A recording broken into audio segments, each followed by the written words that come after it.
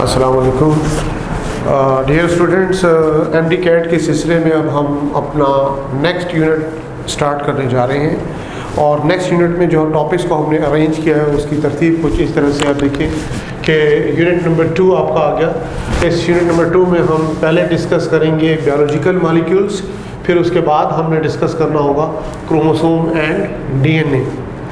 तो इसको हम यूनिट नंबर 2 के रेफरेंस से डिस्कस करेंगे। तो पहला पार्ट इसका आ जाता है बायोलॉजिकल मॉलिक्यूल्स। अब बायोलॉजिकल मॉलिक्यूल्स में आप देख सकते हैं कि हमने कौन कौन से टॉपिक डिस्कस करने होंगे। इसमें हम वाटर डिस्कस करेंगे, फिर उसके बाद कार्बोहाइड्रेट्स, लिपिड्स, और लिपिड्स के जो गिवन टॉपिक है यूएचएस सिलेबस में वो हम डिस्कस करेंगे। फिर उसके बाद आ जाता है प्रोटीन्स, और फिर एंजाइम से रिलेटेड जो टॉपिक्स है वो हमने डिस्कस करने होंगे। तो यही होगा आपका बायोलॉजिकल मॉलिक्यूल का पार्ट। तो डियर स्टूडेंट्स, इसमें हम सबसे पहले स्टार्ट करेंगे सिस्टमेटिकली किसकी तरफ आएंगे, वाटर की तरफ आएंगे। सबसे पहला टॉपिक है बायोलॉजिकल मॉलिक्यूल्स के बारे में। इसके जनरल फीचर्स पहले आप देख लीजिए कि जनरल फीचर्स क्या है वाटर के। सबसे पहले देखिए कि मोस्ट अबंडेंट कंपाउंड की बात की जाती है। मोस्ट अबंडेंट कंपाउंड का मतलब क्या होता है कि लिविंग ऑर्गेनिज्म में आप डिफरेंट किस्म के बायोलॉजिकल मॉलिक्यूल स्टडी करते हो, जिसमें आप सिस्टमेटिकली आपके जो बुक में एक टेबल दिया गया है उसमें डिफरेंट जो केमिकल्स हैं उनकी बाकायदा परसेंटेज दी गई है और मेमेलियन सेल को कंपेयर किया गया है बैक्टीरियल सेल के साथ। तो आप देख सकते हैं कि उसमें 70% दोनों में क्या दिया है एवरेज, बैक्टीरियल सेल में और मेमेलियन सेल में वाटर है। फिर उसके बाद सिस्टमेटिकली आप आगे जाएंगे तो प्रोटीन्स आ जाता है, फिर उसके बाद कार्बोहाइड्रेट्स है, फिर लिपिड्स है, फिर इसी तरह से आप आगे चलेंगे तो उसमें डीएनए है, फिर आरएनए है, फिर इसके अलावा उसमें अदर मेटाबोलाइट्स आ जाते हैं, ऑर्गेनिक न्यूट्रिएंट्स होते हैं वो इसमें शामिल होते हैं। फिर उसके बाद आगे चले इनऑर्गेनिक न्यूट्रिएंट्स आ जाते हैं। तो इस तरह ये बाकायदा कंपैरिजन है बैक्टीरियल सेल का और मेमेलियन सेल का। तो इसको भी आपने एमसीक्यूज पॉइंट ऑफ व्यू से देखना होगा, उस टेबल को भी गो थ्रू करेंगे, उसमें से भी अक्सर क्वेश्चन पूछे जा सकते हैं। तो किस तरह के उसमें क्वेश्चन बनते हैं मैं सिर्फ थोड़ा सा आपको पहले आइडिया दे दूं कि जैसे फॉर एग्जांपल सिर्फ एक बायोलॉजिकल मॉलिक्यूल पूछा जाता है in case of living organism, जैसे फॉर एग्जांपल ओनली वाटर। तो अमाउंट ऑफ वाटर कितना होता है किस किस्म के लिविंग ऑर्गेनिज्म में, और इसी तरह से मोस्ट अबंडेंट बायोलॉजिकल मॉलिक्यूल कौन सा है।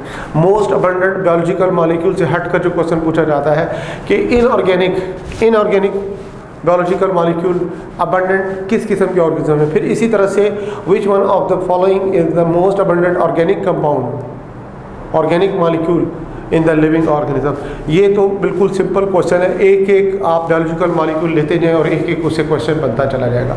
फिर इस तरह से आप आ जाते हैं कि इसमें दो बायोलॉजिकल मॉलिक्यूल्स को एट अ टाइम लिया जाता है। 2 की परसेंटेज को कंबाइन करके भी आपसे एमसीक्यूज की सूरत में आपसे पूछा जा सकता है। इसी तरह से किसी से रैंडमली 3 बायोलॉजिकल मॉलिक्यूल्स लेके उनकी जो परसेंटेज दी गई है मेमेलियन सेल में या बैक्टीरियल सेल में उसको कंबाइन करके भी आपसे पूछा जा सकता है question. So be careful about it. इसी तरह से डीएनए के अमाउंट के बारे में दिया है कि किस में ज़्यादा है किस में कम है। इस तरह आरएनए के अमाउंट जैसे फॉर एग्जांपल हम बताते हैं कि बैक्टीरियल सेल में ज़्यादा है और मेमेलियन सेल में कम है, तो वो भी उससे रिलेटेड भी अलग से क्वेश्चन पूछा जा सकता है। सो वो टेबल को भी आपने एमसीक्यूज पॉइंट ऑफ व्यू से प्रिपेयर करना है। तो सब आएंगे अपने टॉपिक की तरफ। सबसे पहले हमने क्या डिस्कस करना है वाटर के बारे में। इसके बारे में हमने बताया मीडियम ऑफ लाइफ, यानी आप कह सकते हो लाइफ जो होती है इसके लिए जो बेसिक इसमें रिक्वायरमेंट्स होती हैं ज़िंदगी के लिए, तो उसमें हम कह सकते हैं one of them is water. Without water life can not exist. तो मीडियम ऑफ लाइफ है ये। इसी तरह से मोस्ट अबंडेंट कंपाउंड की बात की जाती है। मोस्ट अबंडेंट कंपाउंड का मतलब क्या होता है कि अभी आपको बताया कि बायोलॉजिकल मॉलिक्यूल्स हैं, different types of biological molecule में मोस्ट अबंडेंट जो बायोलॉजिकल मॉलिक्यूल है जो कि लिविंग ऑर्गेनिज्म में पाया जाता है वो क्या है, water. Most abundant inorganic compound कौन सा है, वाटर।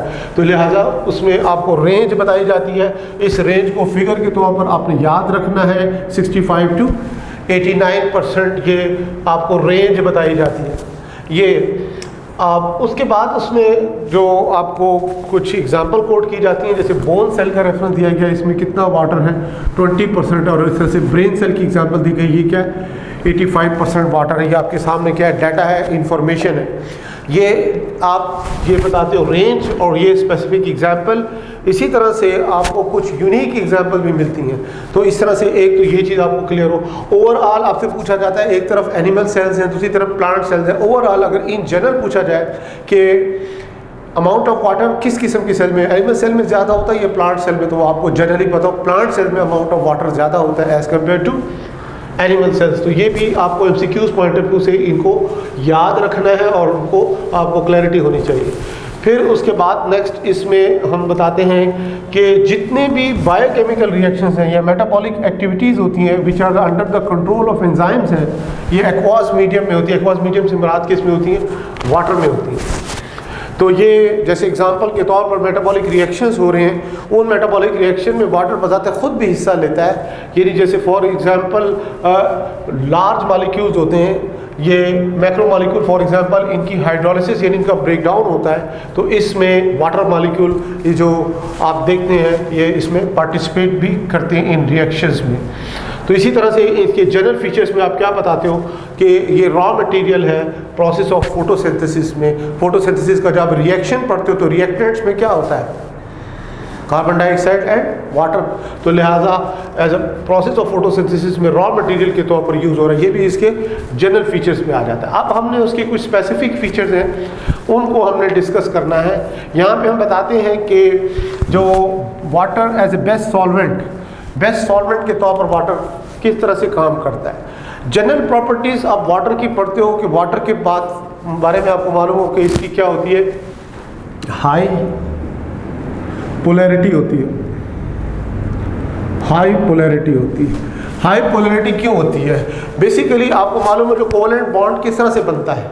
शेयरिंग ऑफ इलेक्ट्रॉन्स की वजह से बनता है।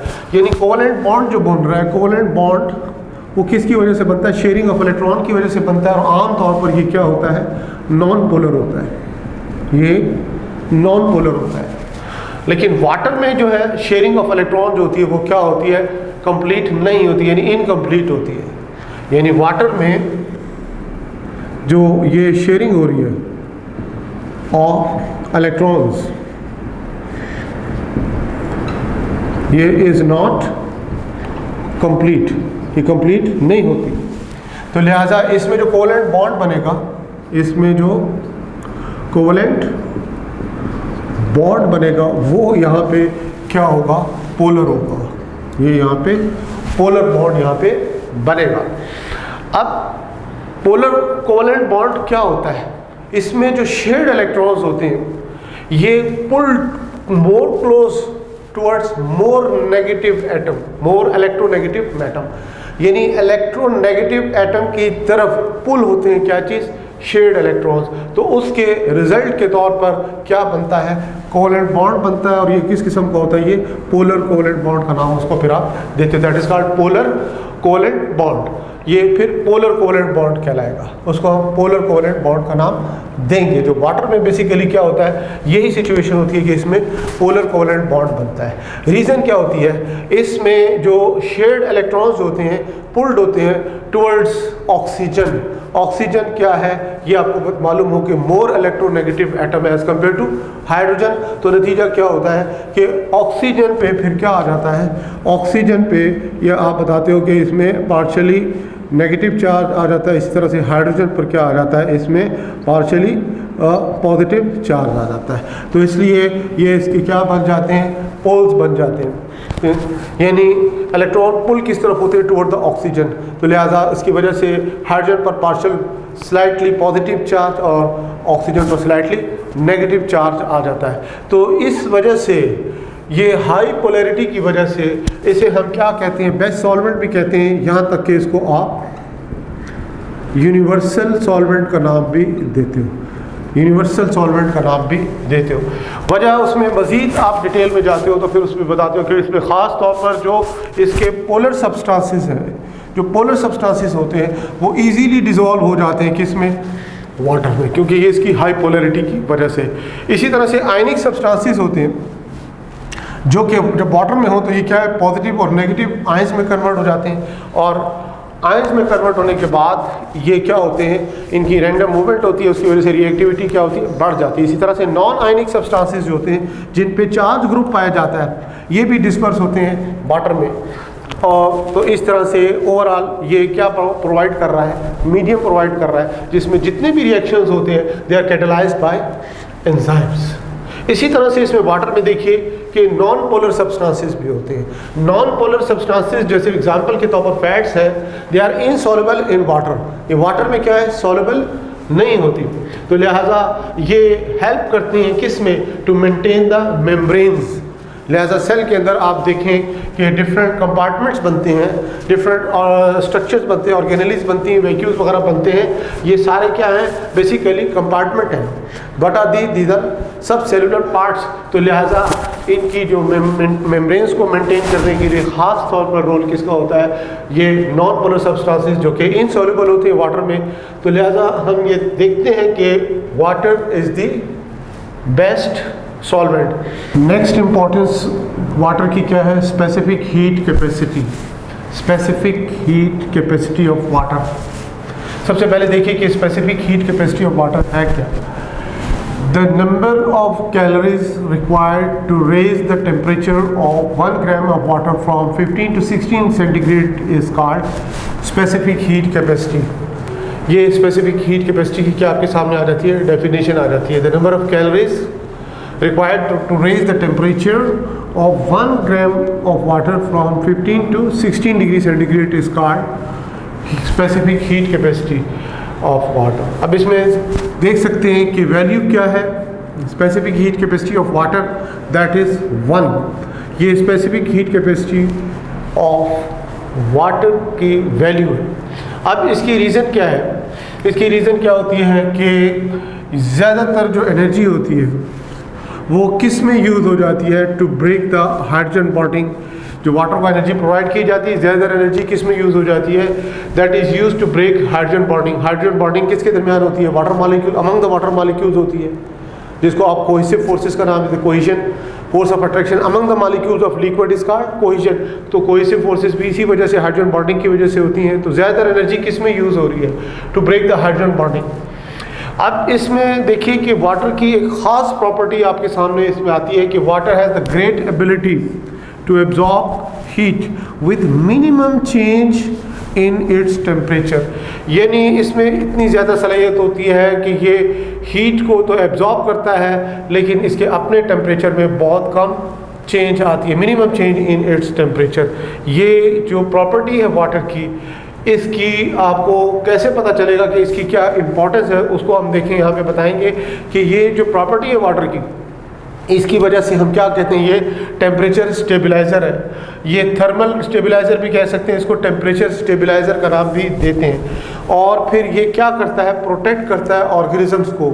इन्वायरमेंट में जो अचानक चेंज आता है टेम्परेचर में, थर्मल या चेंज आए या टेम्परेचर चेंज आए, एब्रप्ट चेंज है अचानक से, तो उस सूरत में ये क्या करता है, प्रोटेक्ट करता है एज ए टेम्परेचर स्टेबलाइज़र के तौर पर ऑर्गेनिजम्स को क्या करता है, ये प्रोटेक्ट करता है। तो ये क्या कहलाती है, specific heat capacity of water. Next आप देखिए इसमें क्या आ जाता है, हीट ऑफ वेपोराइजेशन।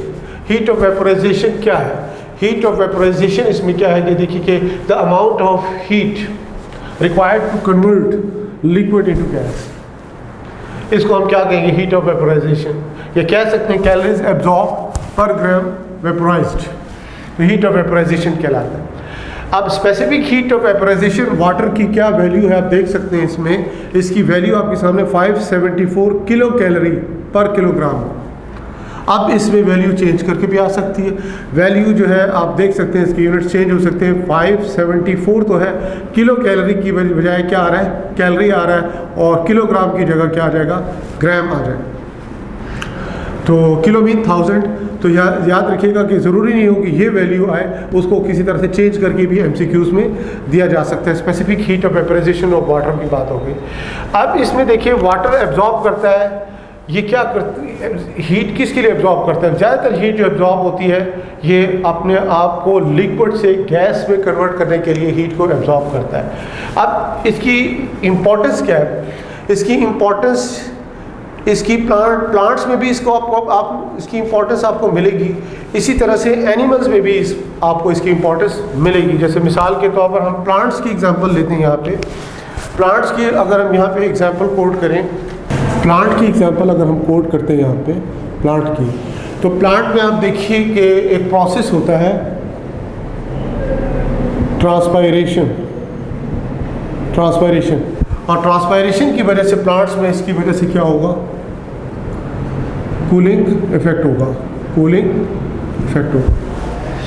यानी आप देखिए बहुत हॉट वेदर होता है, हॉट वेदर में भी प्लांट जो होते हैं अपने आप को स्टैंड करते हैं, बर्न नहीं होते। तो उसकी सबसे बड़ी मेन रीज़न क्या होती है कि ये heat of vaporisation of water, ये इसकी प्रॉपर्टी है, जिसकी वजह से क्या होता है कि कूलिंग इफेक्ट होता है, इसकी वजह से कूलिंग इफेक्ट होता है। तो लिहाजा इसमें आप इसकी और भी एग्जांपल कोट कर सकते हो। जैसे मिसाल के तौर पर हीट ऑफ वेपोराइजेशन में हम बात करें, एनिमल्स की एग्जांपल ले लें आप, एनिमल्स की एग्जांपल ले लें। एनिमल्स में आपको मालूम है कि जो स्वेटिंग होती है, पर्सपिरेशन होती है, उसमें क्या होगा, उसमें भी क्या होगा, इसमें कूलिंग इफेक्ट होता है, इसमें भी कूलिंग इफेक्ट होता है। यहाँ पे क्या होता है कि व्हेन वाटर इज पर्सपायर्ड, यहाँ पे वाटर क्या होगा, पर्सपायर्ड, वाटर जो होगा यहाँ पे पर्सपायर्ड होगा। इसी तरह से इसमें एक और इसका रोल आ जाता है, ये हीट ऑफ वेपोराइजेशन की वजह से ये क्या करेगा कि रेगुलेशन ऑफ हीट करता है, रेगुलेशन ऑफ हीट। ख़ास तौर पर कौन सी हीट, जो कि प्रोड्यूस होती है ड्यूरिंग ऑक्सीडेशन। आपको मालूम है डिफरेंट रिएक्शंस हो रहे होते हैं बॉडी में, ऑक्सीडेशन रिएक्शन, ब्रेक डाउन हो रहा, तो उसमें ऑब्वियसली क्या होगा, क्या प्रोड्यूस होती है, इसमें आप हीट प्रोड्यूस होती है, energy in the form of heat produce होती है। इसको भी रेगुलेट करने में इसकी प्रॉपर्टी बड़ा इंपॉर्टेंट रोल प्ले करती है, जिसको आप क्या कहते हैं, हीट ऑफ वेपोराइजेशन का नाम हम देते हैं। इसमें अब नेक्स्ट देखो कि ये जो हीट ऑफ वेपोराइजेशन है, इसमें आपको ये भी मालूम हो कि किस तरह से जब वाटर एवेपोरेट होता है, उस जो रिमेनिंग वाटर होगा उसमें किस तरह से उसका कूलिंग इफेक्ट होगा। जैसे मिसाल के तौर पर एग्जांपल हम देते हैं, हमारे पास 1 लीटर वाटर है, हमारे पास 1 जो है ना लीटर क्या है, हमारे पास वाटर है। 1 लीटर वाटर में से आप बताते हैं 2 ml वाटर, 2 ml वाटर यह क्या हो गया, एवेपोरेट हो गया। रिमेनिंग कितना बचेगा, 998 ml। 998 ml वाटर का टेम्परेचर जो होगा वो 1 डिग्री सेंटीग्रेड क्या होगा, वो ड्रॉप हो जाएगा। 1 डिग्री सेंटीग्रेड टेम्परेचर इसका क्या होगा, ड्रॉप हो जाएगा। वो आप देख सकते हैं कि ये क्यों ड्रॉप हो रहा है, बेसिकली हीट ऑफ वेपोराइजेशन। तो क्या होता है, उसकी वजह से कूलिंग इफेक्ट होता है। यहाँ पे भी जैसे हमने एग्जांपल दी है, कूलिंग इफेक्ट क्यों हो रहा है इन केस ऑफ एनिमल्स, जब पर्सपिरेशन होती है तो बॉडी की हीट की वजह से वाटर क्या करता है, एवेपोरेट करता है, पीछे से क्या होता है, कूलिंग इफेक्ट होता है। तो हमारी बॉडी जो होती है वो ओवर हीटेड नहीं होती। तो ये नेचुरल फिनोमेना है, ये भी एक होम्योस्टेसिस है बेसिकली, जो आप ह्यूमन बीइंग में आगे चलकर इसको डिस्कस भी करोगे जब ये होम्योस्टेसिस का टॉपिक आएगा, जिसमें आप देखेंगे थर्मो रेगुलेशन क्या होता है, तो उसको आप डिटेल से वहाँ पे उसको with reference to thermoregulation भी आपने डिस्कस कर रहा होगा। तो यहाँ पे प्रॉपर्टीज ऑफ वाटर और वहाँ पे क्या होगा, थर्मो रेगुलेशन, इसको भी आपने क्या करना है, लिंक कर देना है। आयनाइजेशन के बारे में आपको मालूम हो कि वाटर जो है ये आयनाइज होता है, किस तरह से, ये रिएक्शन की सूरत में हम इसको शो करेंगे। वाटर मॉलिक्यूल है, इस तरह से देखिए, ये किसको रिप्रेजेंट करता है, रिवर्सिबल रिएक्शन को शो करता है। यहाँ पे क्या आएगा, hydrogen ion plus OH ion आ जाता है। इसको हम क्या कहते हैं, रिवर्सिबल रिएक्शन। ये इंडिकेट कर रहा है किस चीज़ को, रिवर्सिबल रिएक्शन को शो कर रहा है। अब इसमें जो इक्विलिब्रियम होता है, इक्विलिब्रियम जो अटेन होगा, दैट इज कब अटेन होगा, एट 25 डिग्री सेल्सियस पे आपको क्या मिलेगा, इक्विलिब्रियम मिलेगा। जहाँ पे आप देखोगे कि कंसंट्रेशन जो होगी, कंसंट्रेशन ऑफ ईच, इसमें आप ईच का मतलब यहाँ पे क्या होगा, hydrogen ion and OH ion. ये हाइड्रोजन एंड OH आयन किस में, इन प्योर वाटर। ये क्या होगी, about 10 to the raised power 7 मोल पर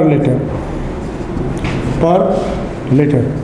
तो ये देख सकते हैं इसकी क्या होगी, concentration of each hydrogen and OH molecule in pure water about कितनी होगी, 10⁻⁻⁷ मोल पर लीटर होगी। ये आप देख सकते हैं, यहाँ पे गौर करें कि यहाँ पर जो ये वैल्यू दी गई है, ये वैल्यू किसके लिए है, इन दोनों के लिए क्वेश्चन ये पूछा जाता है, या सिर्फ OH के लिए या सिर्फ हाइड्रोजन आयन के लिए। तो याद रखिएगा कि ईच का जब हमने वर्ड इस्तेमाल किया, इसका मतलब क्या हुआ कि ये हाइड्रोजन की वैल्यू भी ये है और ऑक्सीजन ये OH आयंस के OH जो है इसमें इसकी भी आयंस की क्या वैल्यू ये है। तो इस तरह से ये भी आपको क्लियर होना चाहिए। ये भी एक प्रॉपर्टी है किस इसकी, वाटर की आयनाइजेशन की। और इसकी इम्पोर्टेंस क्या होती है, इसकी इम्पोर्टेंस बहुत ज़्यादा है। इम्पोर्टेंस यानी सेल के अंदर आपको मालूम है डिफरेंट मीडियम्स होते हैं, जैसे pH की बात की जाती है, तो pH को मेंटेन करना किसके ज़रिए होगा, ये आयनाइजेशन प्रॉपर्टी ऑफ वाटर की वजह से होगा। हाइड्रोजन आयन और OH आयन बड़ा इंपॉर्टेंट रोल प्ले करते हैं। इसी तरह से फिर ये जब आयनाइज होते हैं तो फिर ये क्या करते हैं, ये कई किस्म के रिएक्शंस जो हो रहे होते हैं सेल में, उनमें भी ये क्या करते हैं, ये पार्टिसिपेट करते हैं। तो इस तरह से ये एक और आपके पास इम्पोर्टेंस आ जाती है किस इसकी, वाटर की। इसके अलावा इसकी एक और इम्पोर्टेंस है, वो क्या है, प्रोटेक्शन। प्रोटेक्शन का जहाँ तक ताल्लुक है तो आपको मालूम है कि वाटर जो है ये क्या है, ये इफेक्टिव, ये क्या है, इफेक्टिव लुब्रिकेंट है। It is effective lubricant. आप इफेक्टिव लुब्रिकेंट होने के नाते देखिए कि ये प्रोटेक्शन कर रहा होता है हमारे डिफरेंट बॉडी के ऑर्गन्स की।